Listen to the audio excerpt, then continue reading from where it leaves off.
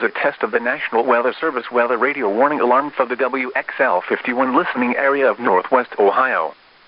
During potentially dangerous weather situations, specially built receivers are automatically activated to warn of impending hazard.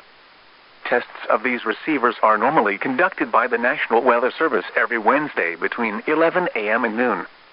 When there is a threat of, or existing severe weather, in the area, the test will be postponed until the following day.